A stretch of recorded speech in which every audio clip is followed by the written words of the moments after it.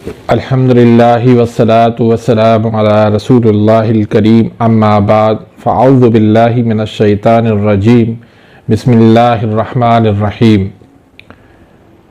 मोहतरम नाज़रीन किराम, अस्सलामु अलैकुम रहमतुल्लाहि व बरकातुहू।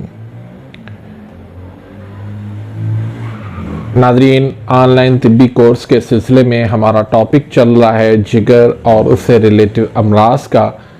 तो आज का जो हमारा टॉपिक है वो है हेपाटाइटिस बी।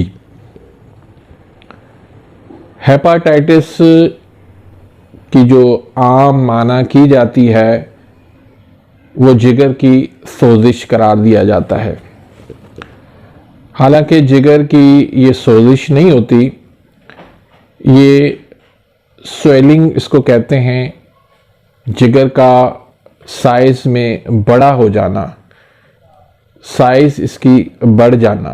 जिस तरह फैटी लिवर हो जाता है, इस तरह जिगर के अंदर हरारत की कमी हो जाती है। जिगर सुकून में होता है, जिगर एक्टिव नहीं होता, तो उस वजह से हेपाटाइटिस होता है। हालांकि किताबों के अंदर आपने पढ़ा होगा कि हेपाटाइटिस सफरावी मर्ज है। ये बिल्कुल गलत बात है। कोई आपको ऐसा मरीज आपको नहीं मिलेगा हेपाटाइटिस का जिसकी तहरीक गुद्दी उजलाती या गुद्दी आसाबी हो। वो अलग कंडीशन बन जाती है जब पेट के अंदर पानी पड़ जाता है, सिरोसिस हो जाता है, लिवर कैंसर हो जाता है। वो एक अलग चीज़ हो जाती है, यानी कि जब स्टेज बाय स्टेज लिवर जो है वो ख़राब होते होते ये कंडीशन हो जाती है और सूरत बन जाती है। लेकिन जो हेपाटाइटिस है वो जिगर की गर्मी से नहीं होता, सफरावी मर्ज नहीं है, बल्कि सफरा पैदा करने से जिगर जो है वो एक्टिव होगा, तो ये हेपाटाइटिस खत्म होगा। तो इसको थोड़ा सा आप समझने की कोशिश करें।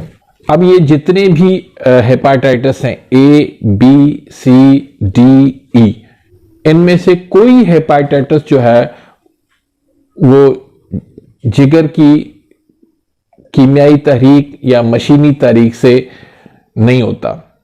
जिगर की इसमें तेजी नहीं होती।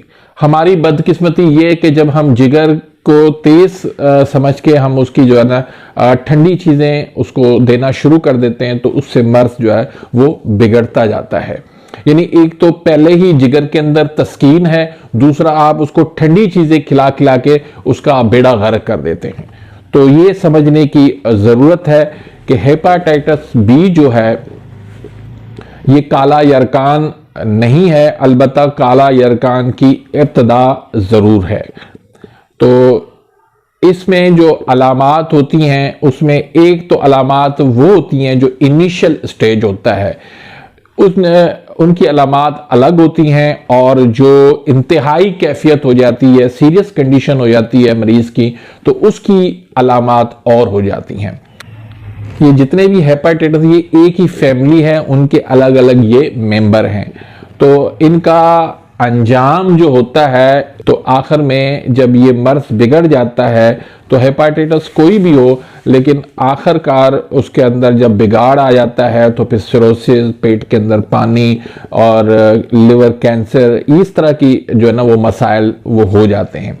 लेकिन जो इब्तदाई अलामात होती हैं उसमें हेपाटाइटिस में थकावट हो जाती है, भूख की कमी हो जाती है, वज़न में कमी हो जाती है, खारिश होने लगती है, मतली और बुखार की कैफियत हो जाती है, आंखों के अंदर जो है वो हल्की सी पीलाहट नज़र आती है, पेट में दर्द होने लगता है, दिल जो है वो ख़राब होने लगता है, तो नज़ला, ज़ुकाम, खांसी, एलर्जी हो जाती है, बदन जो है वो दुखने लगता है, दर्द होने लगता है, नींद की इसमें कमी हो जाती है। ये अलामात वो हैं जो इनिशियल स्टेज पे होते हैं।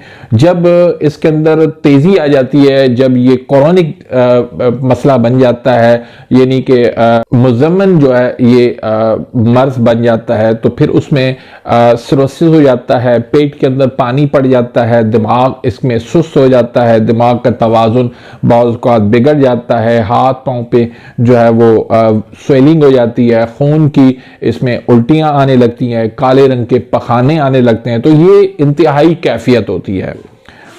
तो इसका इलाज हमने किस तरह करना है और इसमें ग़िज़ा हमने क्या देनी है और इसके नुस्खा जात कौन से हैं, क्या देना चाहिए, तो ये बताने से पहले एक छोटी सी गुजारिश रखूंगा कि अगर आपने अभी तक मेरे इस चैनल को सब्सक्राइब नहीं किया तो प्लीज़ सब्सक्राइब कर दीजिए, बेल आइकन घंटी के निशान को प्रेस कर दीजिए ताकि मेरी हर आने वाली लेटेस्ट वीडियो का नोटिफिकेशन आप तक पहुंच जाए और आप मेरी वीडियो से मुस्तफ़ीद होते रहें। इसी तरह अगर आपने वीडियो को लाइक नहीं किया तो यहाँ पर प्लीज़ लाइक कर दीजिए। ये एक लाइक करना आपका हमारे लिए हौसला अफजाई का बायस बनता है। तो नाज़रीन, इसमें जो आपने ग़िज़ा देनी है वो आपने 3 और 4 नंबर यानी उज़लाती गुदी और गुदी उज़लाती देनी है।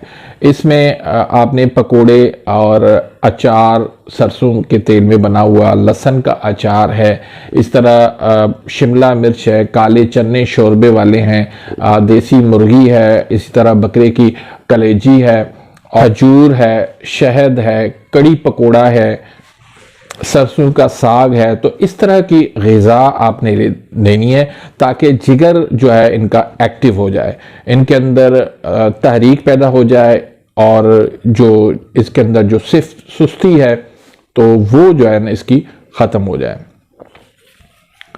तो इसके साथ आपने जो कावा देना है वो आपने अजवाइन और पुदीना का देना है। एक बात का ख्याल रखना है कि देखें, ये जो मैं इलाज बता रहा हूँ ये इनिशियल स्टेज है।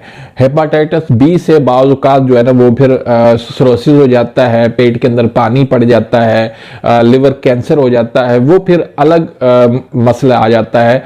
तो उसका इलाज मैं आपको उस टॉपिक में बताऊंगा, यानी कि लिवर सिरोसिस है या लिवर कैंसर है या पेट में पानी है, तो इस टॉपिक पे मैं अलग से वीडियो बनाऊंगा तो उसके अंदर मैं उसका इलाज बताऊंगा।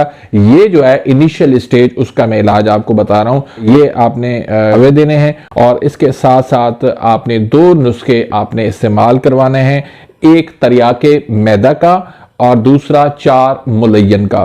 तरियाके मैदा का नुस्खा जो है इसमें आपने 500 mg के कैप्सूल भर लेने हैं, सुबह दोपहर शाम एक कैप्सूल देना है। अगर पेट पे अफारा वगैरह बनता है तो खाने से पहले दे दें, अगर पेट पे अफारा नहीं बनता तो खाने के बाद दे सकते हैं। दूसरा 4 मुलय्यन का नुस्खा, वो भी आपने अगर सर्दियां हैं तो फिर आपने 1000 mg के कैप्सूल भर के सुबह दोपहर शाम एक कैप्सूल दें। तो इस तरह का नाज़रीन आप इलाज करें, अल्लाह के फजल करम से हेपाटाइटिस बी का जो है आसानी से इलाज हो जाता है। ये इब्तदाई तौर पे आसाबी उज़लाती तहरीक होती है, बाद में ये उज़लाती आसाबी तहरीक भी हो जाती है। तो नाज़रीन, इसी के साथ ही मैं इजाज़त चाहता हूँ, मिलते हैं इंशाल्लाह नेक्स्ट वीडियो में, तब तक के लिए इजाज़त, अल्लाह हाफिज़।